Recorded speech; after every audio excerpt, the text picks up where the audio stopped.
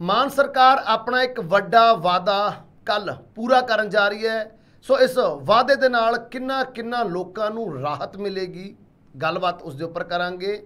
नाल ही नाल गलबात करांगे राजपाल साहब दी। राजपाल साहब दे वल्लों पंजाब दी सरकार दी जां फिर कहिए सीएम मान दी पिठ थापड़ी गई है, पर पिठ थापड़दियां ही किसानां दे वल्लों भी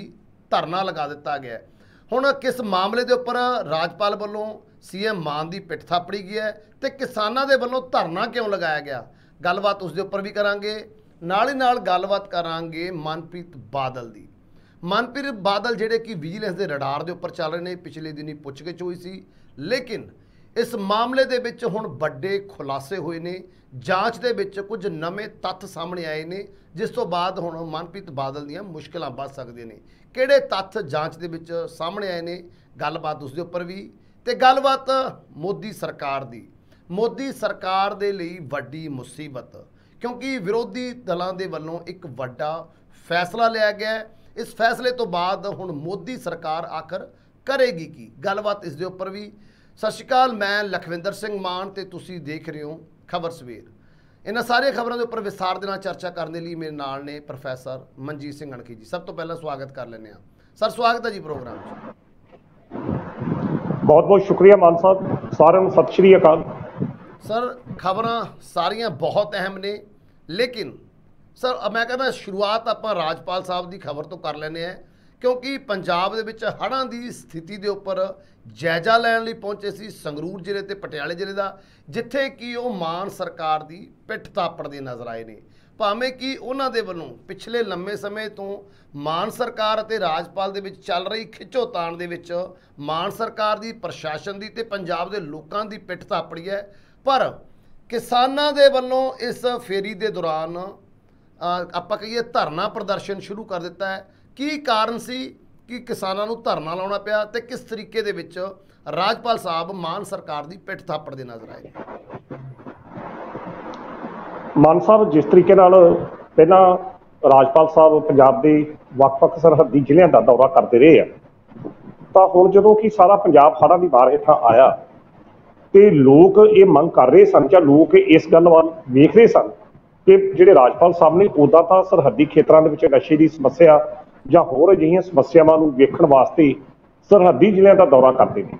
ਪਰ ਹੁਣ ਜਦੋਂ ਕਿ ਪੂਰਾ ਪੰਜਾਬ ਇਸ ਵੇਲੇ ਵਿਪਤਾ ਦੀ ਘੜੀ 'ਚ ਆ ਤੇ ਰਾਜਪਾਲ ਸਾਹਿਬ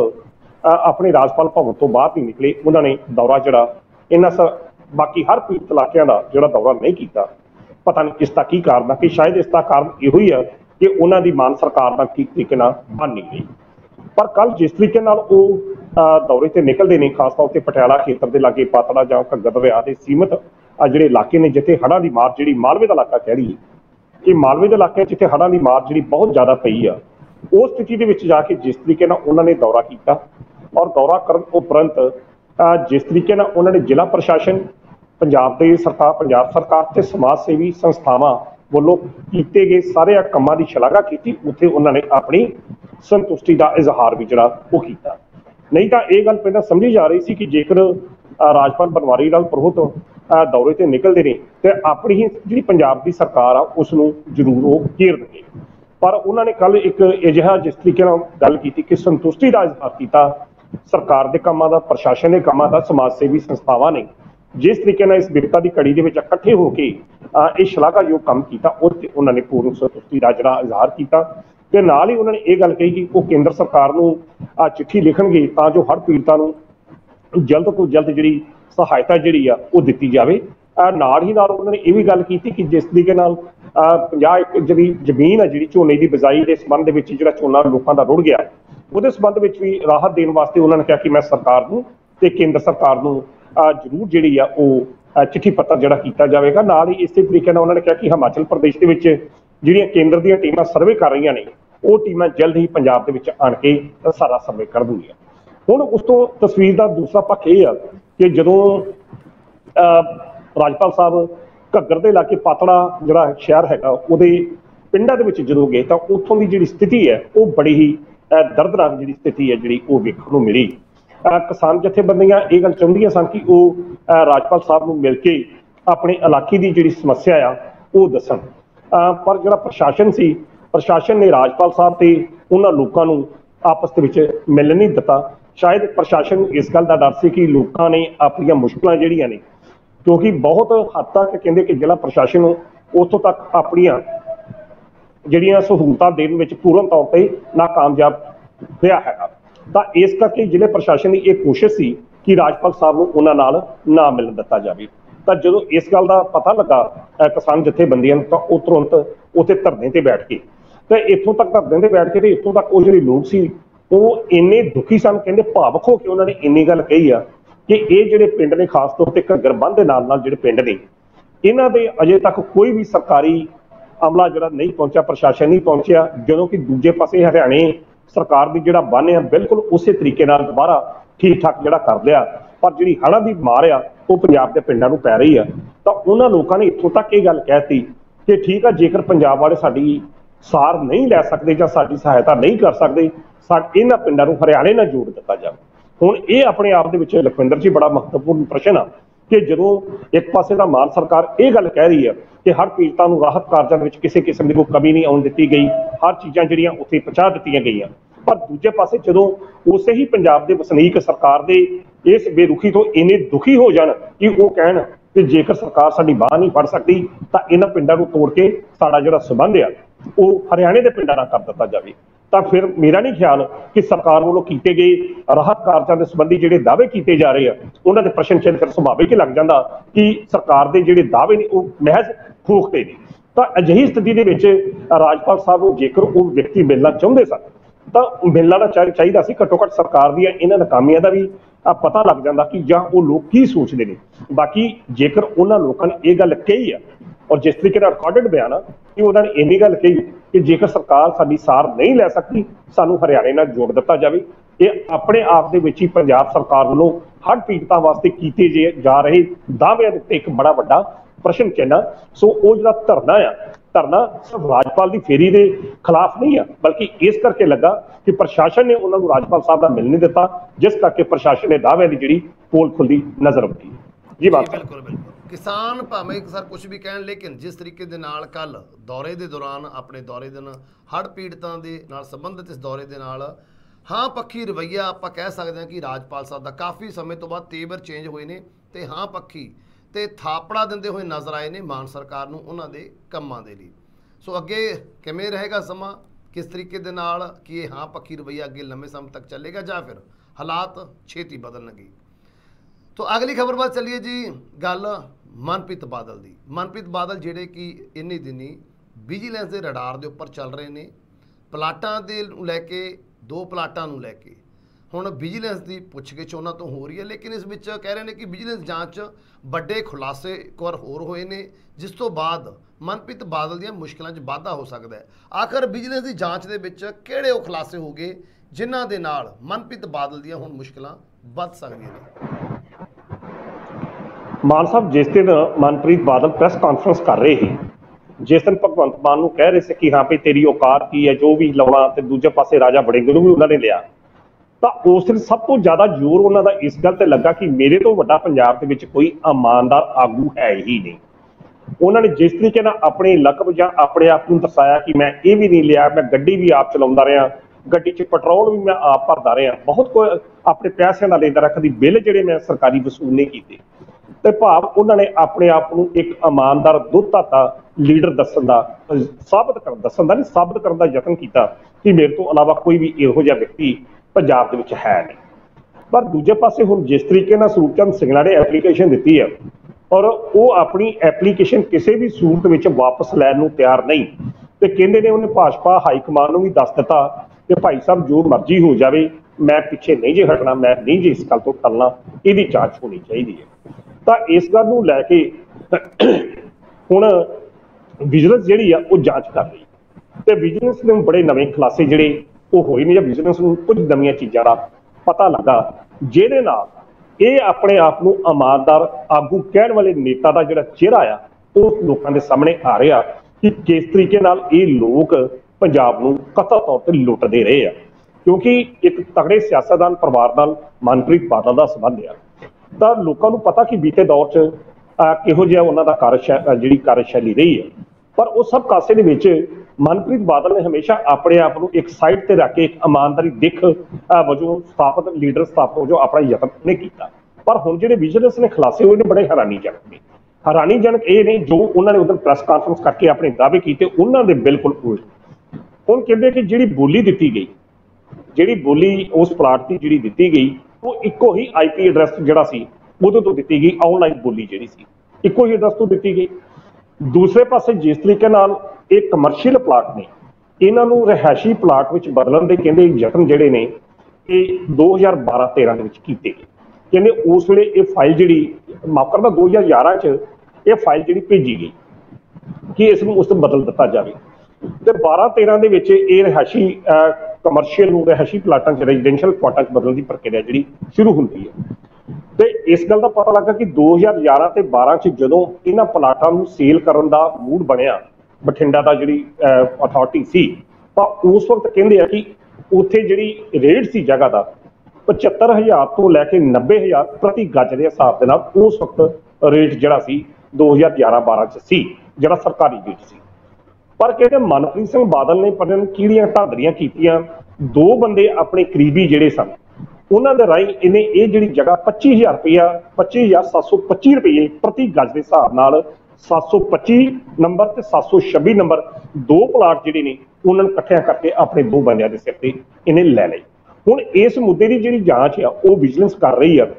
ਕਿਉਂਕਿ ਪਹਿਲਾ ਜਿਹੜਾ ਰੇਟ ਆ ਉਹ ਕੁਝ ਹੋਰ ਆ ਜਦੋਂ 2011 ਔਰ 12 ਚ ਇਹ ਰੇਟ ਬਣਦਾ। ਪਰ ਜਦੋਂ ਮਨਪ੍ਰੀਤ ਸਿੰਘ ਬਾਦਲ ਲੈਂਦਾ ਉਹ 25,000 ਦੇ ਵਿੱਚ ਕਰੀਬ 25,000 ਪ੍ਰਤੀ ਗੱਜ ਦੇ ਹਿਸਾਬ ਨਾਲ 725 ਨੰਬਰ ਤੇ 726 ਨੰਬਰ ਪਲਾਟ ਜਿਹੜੇ ਨੇ ਉਹ ਖਰੀਦੇ। ਤੇ ਫਿਰ ਉਸ ਸਥਿਤੀ ਦੇ ਵਿੱਚ ਵਿਜੀਲੈਂਸ ਇਸ ਮਸਲੇ ਦੀ ਉਹ ਜਾਂਚ ਕਰ ਰਹੀ ਹੈ ਕਿ ਹਾਂ ਭਈ ਇੱਕ ਪਾਸੇ ਦਾ 2011 ਚ ਤਾਂ 12 ਚ ਇਹਦੀ ਪ੍ਰਾਪਰਟੀ ਜ਼ਮੀਨ ਜਿਹੜੀ ਇੰਨੀ ਤੇ ਫਿਰ ਇਹ ਕੌਡੀਆਂ ਦੇ ਭਾਅ ਮਨਪ੍ਰੀਤ ਸਿੰਘ ਬਾਦਲ ਨੇ ਕਿਸ ਤਰੀਕੇ ਨਾਲ ਖਰੀਦ ਲਈ। ਹੁਣ ਇਸ ਦਾ ਜਵਾਬ ਜਿਹੜਾ ਉਹ ਸ਼ਾਇਦ ਮਨਪ੍ਰੀਤ ਸਿੰਘ ਬਾਦਲ ਕੋਲ ਹੈ ਨਹੀਂ। ਉਸ ਦਿਨ ਵੀ ਕਹਿੰਦੇ ਜੀ ਵੇਖੋ ਜੀ ਮੈਂ ਤਾਂ ਸਾਡੇ ਕੋਲ ਪੈਸੇ ਨਹੀਂ ਸੀ ਹੈਗੇ। ਹੁਣ ਇਹ ਗੱਲ ਮੰਨੀ ਜਾ ਸਕਦੀ ਹੈ ਕਿ ਮਨਪ੍ਰੀਤ ਸਿੰਘ ਬਾਦਲ ਕਹੇ ਕਿ ਮੇਰੇ ਕੋਲ ਪਲਾਟ ਖਰੀਦਣ ਵਾਸਤੇ ਪੈਸੇ ਨਹੀਂ ਤੇ ਜਿਸ ਕਰਕੇ ਮੈਨੂੰ ਗੁੜਗਾਉਂ ਦਾ ਆਪਣਾ ਇੱਕ ਫਲੈਟ ਜਿਹੜਾ ਉਹ ਵੇਚਣਾ ਪਿਆ। ਠੀਕ ਆ, ਤੁਸੀਂ ਝੂਠ ਬੋਲ ਸਕੋ, ਝੂਠ ਹਰ ਵਿਅਕਤੀ ਬੋਲਦਾ, ਪਰ ਝੂਠ ਬੋਲੋ ਜ਼ਰੂਰ ਪਰ ਕੁਫਰ ਨਾ ਤੋਲੋ। ਹੁਣ ਜਿਸ ਤਰੀਕੇ ਨਾਲ ਮਨਪ੍ਰੀਤ ਬਾਦਲ ਨੇ ਇਹ ਕੁਫਰ ਹੀ ਤੋਲਿਆ ਜੀ ਮੇਰੇ ਕੋਲ ਪੈਸੇ ਨਹੀਂ ਸਨ, ਤੇ ਜਦੋਂ ਕਿ ਦੂਜੇ ਪਾਸੇ ਇਹਨਾਂ ਦੇ ਆਪਣੇ ਇਲਾਕੇ ਦੇ ਵਿੱਚ ਜਿਹੋ ਜਿਹਾ ਇਹ ਜੱਦੀ ਪੁਸ਼ਤੀ ਅਮੀਰ ਦੇ ਸਾਰੇ ਲੋਕਾਂ ਨੂੰ ਪਤਾ, ਤਾਂ ਫਿਰ ਅਜਿਹੀ ਸੂਰਤ ਵਿੱਚ ਇੱਕ ਪਾਸੇ ਤਾਂ ਆਪਣੇ ਆਪ ਨੂੰ ਇਮਾਨਦਾਰ ਸਾਬਤ ਕਰਨ ਦਾ ਯਤਨ ਕਰਦਾ ਤੇ ਦੂਜੇ ਪਾਸੇ ਫਿਰ ਜਦੋਂ ਵਿਜੀਲੈਂਸ ਜਾਂਚ ਕਰਦੀ ਹੈ ਮਾਨ ਸਾਹਿਬ ਤਾਂ ਵਿਜੀਲੈਂਸ ਨੇ ਫਿਰ ਆਪਣੇ ਪੱਧਰ ਤੇ ਜਾਂਚ ਕਰਨੀ ਹੈ। ਉਹਨੇ ਤੁਹਾਡਾ ਇਹ ਨਹੀਂ ਵੇਖਣਾ ਕਿ ਗੱਡੀ 'ਚ ਤੇਲ ਤੁਸੀਂ ਆਪਣੀ ਜੇਬ 'ਚੋਂ ਪਵਾਇਆ ਜਾਂ ਸਿੱਧੂ ਸਾਹਿਬ ਦੀ ਜੇਬ 'ਚੋਂ ਪਵਾਇਆ। ਉਹਨਾਂ ਨੇ ਤਾਂ ਇਹ ਵੇਖਣਾ ਕਿ ਮਨਪ੍ਰੀਤ ਲਖਵਿੰਦਰ ਹੋਣਾ ਨੇ ਕਿਹੜਾ ਕੰਮ ਜਿਹੜੇ ਕੀਤੇ ਨੇ, ਕੀ ਉਹ ਕਾਨੂੰਨ ਦੇ ਅਨੁਸਾਰ ਕੀਤੇ ਜੇ ਜਾਂ ਕਾਨੂੰਨ ਦੇ ਖਿਲਾਫ ਕੀਤੇ ਨਿਯਮਾਂ ਦੇ ਅਨੁਸਾਰ। ਤਾਂ ਇਹੋ ਚੀਜ਼ ਜਿਹੜੀ ਆ ਮਨਪ੍ਰੀਤ ਬਾਦਲ ਤੇ ਚੱਲ ਰਹੀ ਆ। ਮਨਪ੍ਰੀਤ ਬਾਦਲ ਜੋ ਮਰਜ਼ੀ ਕਹੀ ਜਾਣ, ਪਰ ਵਿਜੀਲੈਂਸ ਨੇ ਜਿਹੜੇ ਦਾਅਵੇ ਵਰਤਨੇ ਨੇ ਜਾਂ ਜਿਸ ਤਰੀਕੇ ਨਾਲ ਉਹਨਾਂ ਨੇ ਜਾਂਚ ਕੀਤੀ, ਜਿਸ ਤਰੀਕੇ ਨਾਲ ਕੁੰਡੀ ਫਸਾਈ ਆ,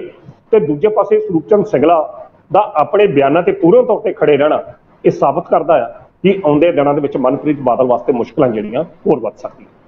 ਜੀ ਬਿਲਕੁਲ ਬਿਲਕੁਲ, ਮਨਪ੍ਰੀਤ ਬਾਦਲ ਦੀਆਂ ਮੁਸ਼ਕਲਾਂ 'ਚ ਵਾਧਾ ਹੋ ਸਕਦਾ ਜਿਸ ਤਰੀਕੇ ਦੇ ਨਾਲ ਹੁਣ ਉਧਰੋਂ ਸਰੂਪਚੰਦ ਸਿੰਗਲਾ ਜੀ ਤੇ ਇਧਰ ਵਿਜੀਲੈਂਸ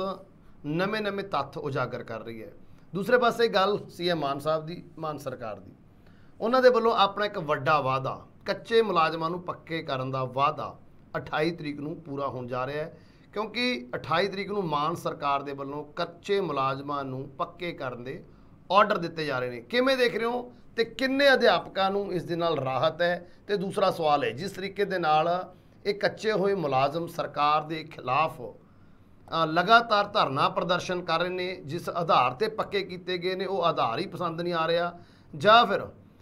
ਜਿਸ ਤਰੀਕੇ ਨਾਲ ਪਿਛਲੇ ਦਿਨੀ ਸਰਕਾਰ ਦੇ ਵੱਲੋਂ ਵੀ ਸਖਤ ਰੁਖ ਇਹਨਾਂ ਅਧਿਆਪਕਾਂ ਦੇ ਖਿਲਾਫ ਅਪਣਾਇਆ ਗਿਆ ਸੀ ਸੰਗਰੂਰ ਦੇ ਵਿੱਚ, ਕੀ ਲੱਗਦਾ ਹੈ ਜਦੋਂ ਕੱਲ ਆਰਡਰ ਦਿੱਤੇ ਜਾਣਗੇ ਪੂਰੇ ਦੇ ਪੂਰੇ ਇਹ ਕੱਚੇ ਅਧਿਆਪਕ ਆਰਡਰ ਲੈਣ ਲਈ ਪਹੁੰਚਣਗੇ? ਕਿਵੇਂ ਦੇਖ ਰਹੇ ਹੋ ਸਰਕਾਰ ਦੇ ਵਾਅਦੇ ਨੂੰ, ਕਿਵੇਂ ਦੇਖ ਰਹੇ ਹੋ ਅਧਿਆਪਕਾਂ ਦੇ ਰੁਖ ਨੂੰ? ਮਾਨ ਸਾਹਿਬ ਕੱਲ 12,500 ਟੀਚਰਾਂ ਨੂੰ ਜਿਹੜੇ ਠੇਕੇ ਦੇ ਕੰਮ ਕਰਦੇ ਨੇ, ਜਿਨ੍ਹਾਂ ਵਿੱਚ ਸਿੱਖਿਆ ਪ੍ਰੋਵਾਈਡਰ ਜਾਂ ਹੋਰ ਕੈਟਾਗਰੀਆਂ ਅਲੱਗ-ਅਲੱਗ ਕੈਟਾਗਰੀਆਂ ਨੇ, ਉਹਨਾਂ ਦੇ ਵਿੱਚ 12,500 ਟੀਚਰਾਂ ਨੂੰ ਰੈਗੂਲਰ ਜਿਹੜਾ ਉਹ ਕੀਤਾ ਜਾ ਰਿਹਾ। ਹੁਣ ਇਹ ਜਿਹੜੇ ਰੈਗੂਲਰ ਅਧਿਆਪਕ ਜਿਹੜੇ ਕੀਤੇ ਜਾ ਰਹੇ ਆ, ਇਹ ਪਤਾ ਨਹੀਂ ਉਹਨਾਂ 26,000 ਜਾਂ 33,000 ਜਾਂ 30,000 ਮੁਲਾਜ਼ਮਾਂ 'ਚ ਆਉਂਦੇ ਨੇ ਜਾਂ ਕੋਈ ਹੋਰ ਨੇ। ਅਜੇ ਤੱਕ ਸਰਕਾਰ ਇਸ ਬੰਦੇ ਕੋਈ ਵੀ ਆਪਣਾ ਪੱਖ ਸਪਸ਼ਟ ਜਿਹੜਾ ਨਹੀਂ ਕਰ ਸਕੀ क्योंकि बीते दौर के भी सरकार वालों पहला भी इस तरह के लैटर जोड़े नियुक्ति पत्र रैगूलर करने पक्के दिते गए। आ हुण कहने कि 12 हरजोत बैंस होना का जो सिक्ख्या मंत्री ने उन्हों का यह बयान आउंदा कि 12,500 टीचर जोड़े ने कल उन्होंने रैगूलर जोड़ा किया जाएगा। हुण इहदे विच सरकार अजे तक ये स्पष्ट नहीं कर सकी कि वो जो 33,000 मुलाजम या वो 36,000 मुलाजम जिन्होंने चरणजीत सिंह चन्नी भी पक्किया कर गया, उस तो मगरों हुण मान साहब जदों दे आए ने ये भी कहते हैं पक्किया कर दिते आ, ये उन्होंने विच आउंदे ने जां बाहर वाले ने, ये अजे तक गल जिहड़ी आ लखविंदर जी स्पष्ट नहीं हुई कि सरकार किहड़े कर्मचारियों नूं कर रही है। बाकी बहुत चंगी गल है कि जेकर अध्यापक जिहड़े बीते लंबे समय तो काम कर रहे हैं उन्होंने हुण रैगूलर किया जा रहा, इन्हां दे विच उही ने जिहड़े हड़हाक ते जां ठेके के आधार पर रखे ने। ते उपर दूजे पासे जिहड़ी यूनियन DTH यूनियन है जिहड़ी उन्हां दे प्रधान विक्रमदेव सिंह दा उन्हां दी स्टेटमेंट आ गई है, कहंदे जी पक्के पुक्के कोई नहीं किए जा रहे, सिर्फ उन्हां दी तनख्वाहां वधाईआं जा रही। तो जेकर वाकई ही तुसीं पक्किया करना तो फिर इन्हां अध्यापकां नूं पूर्ण तौर पर जिहड़े पक्के रैगूलर टीचर ने उन्हां वर्गी जिहड़ी आ जिहड़ी सहूलत है जां उन्हां वर्गियां सहूलतां जिहड़ियां पूर्ण दित्तियां जाण। हुण इस गल नूं लैके DTH ने जो यूनियन ने यह मुद्दा उठाया कि सिर्फ तनख्वाहां 'च वाधा जरूर किया जा रहा, पर इन्हां नूं जिहड़े पक्के कर्मचारी ने रैगूलर कर्मचारी ने जिहड़ियां उन्हां नूं सहूलतां मिलदियां रिटायरमेंट पेंशन जां NPS जां OPS उहो जी कोई भी सहूलत जिहड़ी आ बीते दौर में किए गए पक्के अध्यापकों नूं सरकार ने नहीं दी, सिर्फ ते सिर्फ तनख्वाह 'च वाधा जिहड़ा जरूर किया। हुण आ जिहड़े हुण 28 जिहड़े कल 12,500 अध्यापकों नूं जिन्हां वालों सरकार कह रही कि आपां अपनी गारंटी पूरी करन जा रहे हैं, हुण ये वेखना होवेगा कि इन्हां नूं वाकई ही रैगूलर किया जा रहा जां इन्हां नूं भी तनख्वाह वधा के एक किस्म नाल इन्हां नूं शांत करन दा यतन किया जा रहा। क्योंकि मान साहब रैगूलर करना होर गल है, तनख्वाहां 'च वाधा करना होर गल है। जे तां तुसीं रैगूलर कर रहे जे तो फिर उस कर्मचारी को पूर्ण तौर पर उही सहूलतां मिलनियां चाहिए ने जिहड़ियां तुहाडे डिपार्टमेंट में काम कर रहे बाकी अध्यापक साहिबान नूं जिहड़े रैगूलर ने उन्हां नूं मिलदियां ने। पर इत्थे एक गल ये भी स्पष्ट कर दी है कि बीते दौर च सरकार ने कहा सी कि जिहड़े 33,000 जां 30,000 मुलाजम जां 29,000 जिहड़ा मुलाजम पक्का करना उन्होंने एक विशेष काडर राही पक्का किया जाएगा, 58 साल तक उन्होंने को काम करवाया जाएगा, बाद च उन्होंने पोस्ट जिहड़ी आ उन्होंने नाल ही खत्म हो जाएगी। सो हुण ये पता नहीं कि ये जिहड़े अध्यापक पक्के किए जा रहे हैं ये किहड़े काडर च ने, किस आधार पर किए जा रहे हैं, कि वाकई रैगूलर किए जा रहे हैं। सो कल तक ये उत्ते नज़रां जिहड़ियां जरूर टिकियां रहणगीआं कि सरकार तां ये गल कह के अपनी पिठ थप्पड़दी पई है कि हाँ भाई असीं एक गारंटी पूरी कर दी, पर कि वो लोग पूर्ण तौर पर संतुष्ट होणगे जां नहीं होणगे इहदे उत्ते कल तक नज़रां जिहड़ियां जरूर टिकियां रहणगीआं। बिल्कुल बिल्कुल जी, ये भी देखना पेगा कि कल नूं ये सारे अध्यापक कल अपने जो ऑर्डर लैन जाणगे जां फिर नहीं, क्योंकि पिछले दिनी रेड का वधिया सी जदों संगरूर दे विच प्रशासन दे वल्लों लाठीचार्ज इन्हां अध्यापकां दे उपर रोस प्रदर्शन दौरान किया गया सी। उस दिन भी ये गल कही गई सी कि वो ये ऑर्डर नहीं लैणगे, पर हुण कल हालात किस तरह के बनणगे कि 12,500 अध्यापक कच्चे अध्यापक जिन्होंने सरकार वालों पक्का किया गया ऑर्डर लैन लई पुजदे ने जां फिर नहीं, ये हुण कल पता लगेगा। सो एक अहम खबर केंद्र के नाल संबंधित अणखी जी, मोदी सरकार के खिलाफ हुण प्रस्ताव आ चुकिया गा, प्रस्ताव जिस दे तहत हुण मोदी साहब नूं मूँह खोलना पेगा, क्योंकि मणिपुर के उपर हुण तक कोई ज़्यादा बिलाप करते नहीं नज़र आए, जिसनों लैके विरोधी दलां अक्सर PM साहब नूं इस मॉनसून सैशन दे विच घेर रहे सी। हुण जदों मता आ चुकिया गा, प्रवानगी मिल चुकी है, तो हो सकता अगले हफ्ते वोटिंग होवे। किवें देख रहे हो हुण मोदी साहब की मजबूरी नूं, ते किवें देख रहे हो विरोधी धिर दे इस वड्डे हथियार नूं? देखो मणिपुर हिंसा नूं लैके सरकार ते विरोधी धिर आमो सामने है, तो ये मॉनसून का जोड़ा सैशन है ये 4 या 5 दिन इस मणिपुर हिंसा के नूं लैके ही भेट चढ़ गया, कोई काम धंधा लोक सभा दे विच होया नहीं, क्योंकि विरोधी धिर इस गल ते अड़ी सी कि मणिपुर हिंसा के उत्ते प्रधानमंत्री आण के बोलन अपना बयान दे, पर इस मुद्दे के उत्ते कोई भी प्रधानमंत्री ने मोदी होना ने बयान देने की बजाय अमित शाह होना ने कमान संभाली, क्योंकि गृह मंत्री वो कहते जी असीं इस पर चर्चा करने को तैयार हाँ, आप चर्चा करते हैं, मैं बयान देना। पर विरोधी धिर इस गल नूं लैके अड़ी सी कि इस मुद्दे तो घट किसी भी सूरत में गल जी नहीं होगी। कल मल्लिकार्जुन खड़गे जी विरोधी धिर के नेता ने उन्होंने भी काफ़ी कुछ गलबात की, अमित शाह उन्होंने भी आ जो डेडलॉक चल रहा इसनूं तोड़न में सहयोग मंगया, पर विरोधी धिर इस गल ते नहीं कि वेखो एक पासे तो प्रधानमंत्री ये गल्लां करदे बयान देण तो भजदे, दूजे पासे ਉਹ ਸਾਨੂੰ ਕਦੇ ਇੰਡੀਅਨ ਮੁਜਾਹਿਦੀਨ ਨਾਲ ਜੋੜਦੇ ਆ, ਕਦੇ ਈਸਟ ਇੰਡੀਆ ਕੰਪਨੀ ਨਾਲ ਜੋੜਦੇ ਆ, ਕਦੇ ਅੱਤਵਾਦੀ ਕਹਿੰਦੇ ਆ ਕਿ ਕਿਸੇ ਸੂਰਤ ਵਿੱਚ ਜਿਹੜਾ ਬਰਦਾਸ਼ਤ ਆ ਉਹ ਨਹੀਂ ਕੀਤਾ ਜਾ ਸਕਦਾ ਕਿ ਕੇਂਦਰ ਦੀਆਂ ਕਦੇ ਕੁਝ ਆ ਕਦੇ ਕੁਝ ਆ। ਤਾਂ ਅਖੀਰ ਹੁਣ ਵਿਰੋਧੀ ਧਿਰ ਨੇ ਆਪਣਾ ਆਖਰੀ ਬ੍ਰਹਮਅਸਤਰ ਜਿਹੜਾ ਉਹ ਚਲਾ ਦਿੱਤਾ। ਬ੍ਰਹਮਅਸਤਰ ਤੋਂ ਭਾਵ ਕਿਉਂਕਿ ਇਸ ਤੋਂ ਬਿਨਾਂ ਪ੍ਰਧਾਨ ਮੰਤਰੀ ਬੋਲਣ ਤੋਂ ਭੱਜ ਰਹੇ ਸਨ, ਉਹਨਾਂ ਨੇ ਬੇਭਰੋਸਗੀ ਦਾ ਮਤਾ ਜਿਹੜਾ ਕੱਲ ਜਿਹੜਾ ਉਹ ਪੇਸ਼ ਕਰ ਦਿੱਤਾ ਤੇ ਜਿਹਦੇ ਅਗਲੇ ਹਫ਼ਤੇ ਜਿਹੜੀ ਆ ਉਹਦੇ ਉੱਤੇ ਵੋਟਿੰਗ ਹੋਏਗੀ। ਹੁਣ ਬ੍ਰਹਮਅਸਤਰ ਮੈਂ ਤਾਂ ਇਹ ਗੱਲ ਤਾਂ ਕਹੀ ਆ ਕਿਉਂਕਿ ਪਤਾ ਹੈ ਕਿ ਹੁਣ ਇਹ ਬ੍ਰਹਮਅਸਤਰ ਜਿਹੜਾ ਚੱਲਿਆ ਇਹ ਬ੍ਰਹਮਅਸਤਰ ਉਹਨਾਂ ਅਸਰ ਕਰਦਾ ਨਹੀਂ, ਇਹ ਵਾਪਸ ਆ ਜਾਣਾ ਕਿਉਂਕਿ ਵਿਧਾਨ ਸਭਾ ਦੇ ਵਿੱਚ ਜਿਹੜੀ ਸਥਿਤੀ ਆ ਇਸ ਵੇਲੇ 543 ਜਿਹੜੇ ਹਨ, 5 ਜਿਹੜੀਆਂ ਸੀਟਾਂ ਖਾਲੀ ਆ, 333 ਬੰਦੇ ਜਿਹੜੇ ਨੇ NDA ਦੇ ਨਾਲ, ਬਾਕੀ ਜਿਹੜੀਆਂ ਨੇ ਉਹ ਵਿਰੋਧੀ ਧਿਰ ਜਿਨ੍ਹਾਂ ਨੇ ਬੇਭਰੋਸਗੀ ਦਾ ਮਤਾ ਪੇਸ਼ ਕੀਤਾ। ਇਸ ਗੱਲ 'ਚ ਕੋਈ ਸ਼ੱਕ ਨਹੀਂ ਕਿ ਬੇਭਰੋਸਗੀ ਦਾ ਮਤਾ ਲੋਕ ਸਭਾ ਜਦੋਂ ਵੋਟਿੰਗ ਦੇ ਸਮੇਂ ਦੌਰਾਨ ਡਿੱਗ ਪੈਣਾ, ਇਹਦੇ ਵਿੱਚ ਕੋਈ ਦੋ ਰਾਇ ਨਹੀਂ ਹੈ ਔਰ ਇਸ ਗੱਲ ਦਾ ਪਤਾ ਜਿਹੜਾ ਵਿਰੋਧੀ ਧਿਰ ਨੂੰ ਨਹੀਂ ਹੈਗਾ। ਪਰ ਕਿਉਂਕਿ ਹੁਣ ਬੇਭਰੋਸਗੀ ਦਾ ਮਤਾ ਜਦੋਂ ਪੇਸ਼ ਕੀਤਾ ਗਿਆ ਤੇ ਨਿਯਮਾਂ ਦੇ ਅਨੁਸਾਰ ਪ੍ਰਧਾਨ ਮੰਤਰੀ ਨੂੰ ਇਹਦੇ ਉੱਤੇ ਹੁਣ ਬੋਲਣਾ ਹੀ ਪੈਣਾ। ਬ੍ਰਹਮਅਸਤਰ ਮੈਂ ਤਾਂ ਕਿਹਾ ਤਾਂ ਇੱਕ ਕਿਸਮ ਦਾ ਵਿਰੋਧੀ ਧਿਰ ਇਸ ਨੂੰ ਆਪਣੀ ਜਿੱਤ ਕਰਾਰ ਦੇਗੀ ਕਿ ਅਸੀਂ ਪ੍ਰਧਾਨ ਮੰਤਰੀ ਨੂੰ ਘੇਰੇ ਵਿੱਚ ਲੈ ਕੇ ਬਿਆਨ ਦੇਣ ਵਾਸਤੇ ਮਜਬੂਰ ਕਰਤਾ। ਹੁਣ ਮਾਨ ਸਾਹਿਬ ਜਿਹੜੀਆਂ ਸਥਿਤੀਆਂ ਇਹ ਨੇ ਕਿ ਪ੍ਰਧਾਨ ਮੰਤਰੀ ਇਹਦੇ ਉੱਤੇ ਆਣ ਕੇ ਕੀ ਬਿਆਨ ਦਿੰਦੇ ਨੇ ਜਾਂ ਮਾਫ ਕਰਦਾ ਜੇ ਅਮਿਤ ਸ਼ਾਹ ਨੂੰ ਕੀ ਬਿਆਨ ਦਿੰਦੇ ਆ। ਪ੍ਰਸ਼ਨ ਤਾਂ ਇਹ ਉੱਠਦਾ ਕਿ ਜਿਹੜੇ ਉੱਥੋਂ ਹਿੰਸਾ ਨਾਲ ਪੀੜਤ ਲੋਕ ਨੇ ਉਹਨਾਂ ਵਾਸਤੇ ਕੀ ਵਿਰੋਧੀ ਧਿਰ ਦੀ ਕੀ ਭੂਮਿਕਾ ਤੇ ਉੱਥੋਂ ਦੀ ਸਰਕਾਰ ਦੀ ਕੀ ਭੂਮਿਕਾ। ਕੀ ਪ੍ਰਧਾਨ ਮੰਤਰੀ ਦੇ ਇੱਕ ਬਿਆਨ ਦੇਣ ਦੇ ਨਾਲ ਉਹ ਲੋਕ ਜਿਹੜੇ ਉੱਥੋਂ ਦੇ ਪੀੜਤ ਲੋਕ ਨੇ ਕੀ ਉਹਨਾਂ ਦੇ ਜ਼ਖਮਾਂ ਤੇ ਮਲਮ ਲੱਗ ਜੂਗੀ, ਕੀ ਉਹਨਾਂ ਨੂੰ ਇਨਸਾਫ ਦੀ ਪ੍ਰਾਪਤੀ ਹੋ ਜੂਗੀ। ਪ੍ਰਸ਼ਨ ਜਿਹੜਾ ਇਹ ਆ ਜੇ ਤਾਂ ਪ੍ਰਧਾਨ ਮੰਤਰੀ ਨਰਿੰਦਰ ਮੋਦੀ ਦੇ ਦੋ ਅਥਰੂ ਵਹਾਉਣ ਦੇ ਨਾਲ ਜਿਸ ਤਰੀਕੇ ਦਾ ਉਹ ਗੱਲਬਾਤ ਕਰਦੇ ਆ, ਅਥਰੂ ਵਹਾ ਦਿੰਦੇ ਆ, ਜੇ ਤੇ ਉਹ ਅਥਰੂ ਵਹਾਉਣ ਦੇ ਨਾਲ ਉਹਨਾਂ ਲੋਕਾਂ ਦੇ ਜ਼ਖਮਾਂ ਤੇ ਮਲਮ ਲੱਗਦੀ ਤਾਂ ਠੀਕ ਸੀ। ਜੇ ਹੁਣ ਬਿਆਨ ਦੇਣ ਤੋਂ ਬਾਅਦ ਵਿਰੋਧੀ ਧਿਰ ਸਮਝੇ ਕਿ ਅਸੀਂ ਪ੍ਰਧਾਨ ਮੰਤਰੀ ਨੂੰ ਮਜਬੂਰ ਕਰਕੇ ਬਿਆਨ ਦਵਾਤਾ, ਪਰ ਕੀ ਇਹਦੇ ਨਾਲ ਉਹ ਮਣੀਪੁਰ ਦੇ ਹਿੰਸਾ ਪੀੜਤ ਲੋਕ ਜਿਹੜੇ ਨੇ ਕੀ ਉਹ ਸੰਤੁਸ਼ਟ ਹੋਣਗੇ। ਸੋ ਮੁੱਦਾ ਇੱਥੇ ਬਿਆਨ ਦਬਾਉਣ ਦਾ ਜਾਂ ਨਾ ਦੇਣ ਦਾ ਨਹੀਂ ਆ, ਅਥਰੂ ਵਹਾਉਣ ਜਾਂ ਨਾ ਵਹਾਉਣ ਦਾ ਨਹੀਂ ਆ। ਮੁੱਦਾ ਤਾਂ ਇਹ ਆ ਕਿ ਜਿਹੜੀ ਮਣੀਪੁਰ 'ਚ ਹਿੰਸਾ ਹੋਈ, ਜਿਹੜੇ ਪੀੜਤ ਲੋਕ ਨੇ ਉਹਨਾਂ ਨੂੰ ਇਨਸਾਫ ਕਿਸ ਤਰੀਕੇ ਨਾਲ ਮਿਲੇ। ਉਹਦੇ ਵਾਸਤੇ ਵਿਰੋਧੀ ਧਿਰ ਨਾ ਤਾਂ ਵਿਰੋਧੀ ਧਿਰ ਕੋ ਕੋਈ ਇਸ ਵੇਲੇ ਰੋਡ ਮੈਪ ਹੈਗਾ, ਨਾ ਹੀ ਜਿਹੜੀ ਪ੍ਰਧਾਨ ਸੱਤਾਧਾਰੀ ਧਿਰ ਆ, ਨਾ ਹੀ ਕੋਈ ਉਹਦੇ ਸੰਬੰਧੀ ਕੋਈ ਸਪਸ਼ਟ ਸਟੈਂਡ ਲੈ ਰਹੀ ਆ ਕਿਉਂਕਿ 4 ਮਈ ਦਾ ਇਹ ਵੀਡੀਓ ਆ ਤੇ ਹੁਣ ਜੁਲਾਈ ਮਹੀਨਾ ਵੀ ਖਤਮ ਹੋਣ ਵਾਲਾ ਤੇ ਅਜੇ ਤੱਕ ਗਵਰਨਰ ਨੇ ਉਸ ਰਾਜ ਦੀ ਰਿਪੋਰਟ ਵੀ ਜਿਹੜੀ ਆ ਕੇਂਦਰ ਸਰਕਾਰ ਨੂੰ ਨਹੀਂ ਭੇਜੀ ਕਿਉਂਕਿ ਉੱਥੇ ਭਾਜਪਾ ਦੀ ਸਰਕਾਰ ਹੈ। ਸੋ ਇਸ ਸਭ ਕਾਸੇ ਦੇ ਵਿੱਚ ਕੇਂਦਰ ਦੀ ਮਨਸ਼ਾ, ਦੂਜੇ ਪਾਸੇ ਵਿਰੋਧੀ ਧਿਰ ਦੀ ਕੇਵਲ ਤੇ ਕੇਵਲ ਇਸ ਮੁੱਦੇ ਨੂੰ ਉਛਾਲਣ ਦਾ ਮੁੱਦਾ ਕੇਵਲ ਉੱਥੋਂ ਤੱਕ ਸੀਮਤ ਹੁੰਦਾ ਕਿ ਨਹੀਂ ਤਾਂ ਬੇਭਰੋਸਗੀ ਮਤਾ ਲਿਆਉਣ ਦੇ ਨਾਲ ਕੀ ਉਹਨਾਂ ਲੋਕਾਂ ਨੂੰ ਉੱਥੇ ਰਾਹਤ ਮਿਲੂਗੀ। ਪ੍ਰਸ਼ਨ ਇਹ ਆ। ਸੋ ਚੰਗਾ ਤਾਂ ਇਹ ਗੱਲ ਸੀ ਕਿ ਵਿਰੋਧੀ ਧਿਰ ਜਿਹੜੀ ਸੰਸਦ ਦੇ ਵਿੱਚ ਰੌਲਾ ਪਾ ਰਹੀ ਹੈ, ਘੱਟੋ ਘੱਟ ਮਣੀਪੁਰ 'ਚ ਜਾ ਕੇ ਉੱਥੋਂ ਦੇ ਪੀੜਤ ਲੋਕਾਂ ਦੀ ਕੋਈ ਬੰਦਾ ਬਾਂਹ ਫੜਦਾ, ਉਹਨਾਂ ਨੂੰ ਅਹਿਸਾਸ ਹੁੰਦਾ ਕਿ ਹਾਂ ਭਾਈ ਇਹ ਲੋਕ ਆਏ ਨੇ। ਪਰ ਜੇਕਰ ਦਿੱਲੀ ਅਦਾਰਿਆਂ ਦੇ ਵਿੱਚ ਹੀ ਰਹਿ ਕੇ ਤੁਸੀਂ ਖੱਪਖਾਨਾ ਪਾਉਣਾ, ਪ੍ਰਧਾਨ ਮੰਤਰੀ ਨੂੰ ਬਿਆਨ ਦਿਵਾਉਣ ਵਾਸਤੇ ਮਜਬੂਰ ਕਰ ਦੋਗੇ, ਉਹ ਦੇ ਦੂਗਾ, ਉਹਦਾ ਕੀ ਫਰਕ ਪੈਣਾ। ਪਰ ਮਨਸ਼ਾ ਜਿਹੜੀ ਹੈ ਉਹ ਸਾਫ਼ ਹੋਣੀ ਚਾਹੀਦੀ ਹੈ ਕਿ ਤੁਸੀਂ ਰਾਜਨੀਤੀ ਕਰਦੀ ਹੈ ਜਾਂ ਉਹਨਾਂ ਲੋਕਾਂ ਨੂੰ ਇਨਸਾਫ ਹੋਣਾ ਜਿਹੜੇ ਇਸ ਵੇਲੇ ਉੱਥੇ ਅੱਗ ਨਾਲ ਜੂਝਦੇ ਪਏ ਆ। ਸੋ ਇਸ ਸੰਬੰਧ ਵਿੱਚ ਠੀਕ ਆ, ਮਤਾ ਪਾਸ ਹੋ ਗਿਆ, ਮਤਾ ਆ ਗਿਆ, ਅਗਲੇ ਹਫ਼ਤੇ ਵੋਟਿੰਗ ਹੋਏਗੀ। ਉਸ ਵੋਟਿੰਗ ਦੇ ਵਿੱਚ ਹੋਣਾ ਕੀ ਆ ਇਹ ਵੀ ਸਾਰਿਆਂ ਨੂੰ ਪਤਾ, ਪਰ ਇਹਦੇ ਨਾਲ ਜ਼ਰੂਰੀ ਇਹ ਗੱਲ ਚੰਗੀ ਸੀ ਕਿ ਉਹਨਾਂ ਲੋਕਾਂ ਦੀ ਜਾ ਕੇ ਉੱਥੇ ਬਾਂਹ ਫੜੀ ਜਾਂਦੀ ਤੇ ਉਹਨਾਂ ਨੂੰ ਅਹਿਸਾਸ ਕਰਾਇਆ ਜਾਂਦਾ ਕਿ ਅਸੀਂ ਤੁਹਾਡੇ ਨਾਲ ਜੀ।